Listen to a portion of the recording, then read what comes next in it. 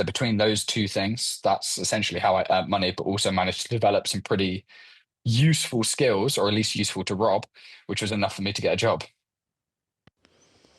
Wow. I see, I look at that and I'm like, initially, it sounds like the driver was money. Like you needed more money, you had none. And I think that's probably how it started. But like for me, I'm seeing this the entrepreneurial spark very early on.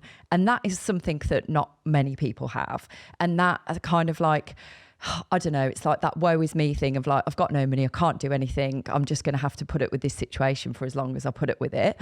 Or in your case, it's like, we'll do something about it. And actually we are really good at it, and we recognize that we're really good at it, and we can make it better, and we can develop it in this way and that way. And like, you seem to have this like 3D lens about looking at anything, like from our experience anyway, of going like, there's an opportunity there. You can make that something better than what it is. So do you feel like you always had that inside you? Was that always there and it was waiting to come out? Or do you think it's I something that think so. developed or? Yeah, so I'll tell you a story that I was told recently by my mum. So I remember my parents' wedding. So they actually got married abroad, and then they came back and they did like the wedding with like everybody. I must have been like four or five. And so obviously I'm from Peterborough. You may have been to the Marriott in Peterborough. That's where the reception was. And there's a like the big function room in the Marriott, and then you have to go outside to a bar. So I must have been like four or five. And this was like going back, 20 years. So bar staff weren't strict. And I was going to get the adults drinks, but I kept the change because obviously it was cash only. So like that was, I spent the whole of like my parents' wedding day making like, I don't know, 30 or 40 quid, just like 50p at a time.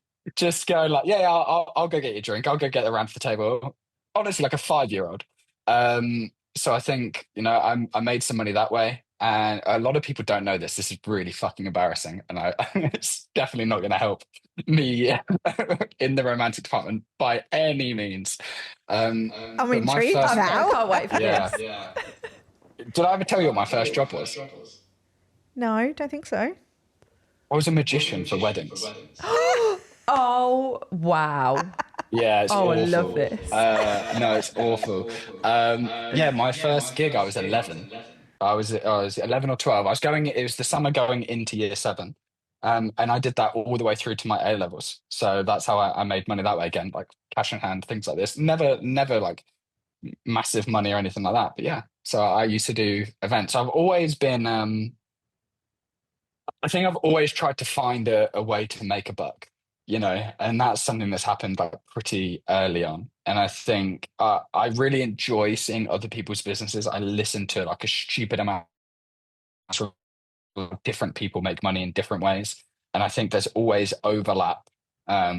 So when I'm speaking to clients that are trying to build a certain thing, I love having that conversation with them. It's like, oh, you could do this, or you could do this, or somebody in this completely different sector did it this way. I wonder if that translates to your niche. Like, I really do love that stuff, and I think I've got a bit of an eye for it. But it definitely does, or did come from just wanting to make money.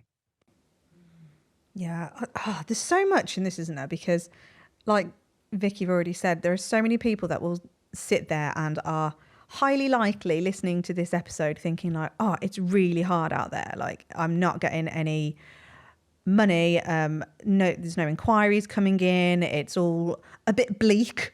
I haven't used bleak on the podcast for a while.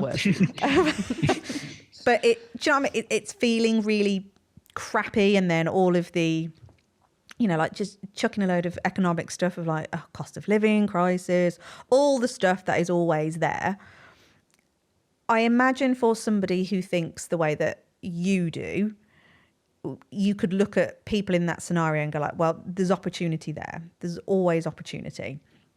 So what would you, I hate the word advise, but what kind of goes through your head when people are in that situation where it does genuinely feel really fucking hard for them out there?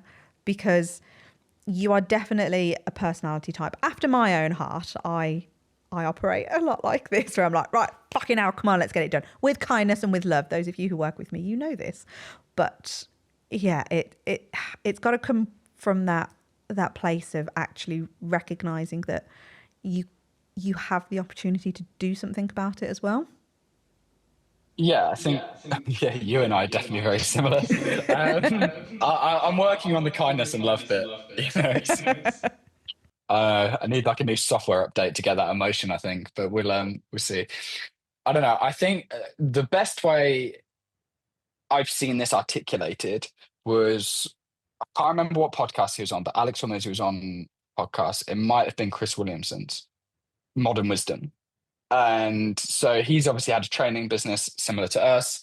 And he always says the same thing, which is, somebody comes to you and they go, I want a dog training business. I want to work for myself. I want to scale up and I want to make more money and I want to be able to look after my family. It's like, okay, good. Do you understand that business is going to be hard? And people go, yes, yes, yes, I understand. It's like, cool. This is what hard feels like. But, and I think he just put it perfectly.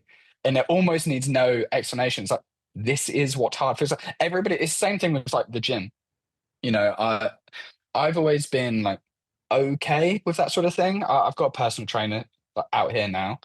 And so sometimes when you train by yourself, you think like, oh, like that was tough. Yeah, that was hard. It's like until you train with somebody else who is shouting at you.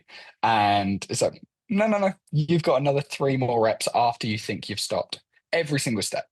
So and then you leave that and you're on your ass and you're, ah,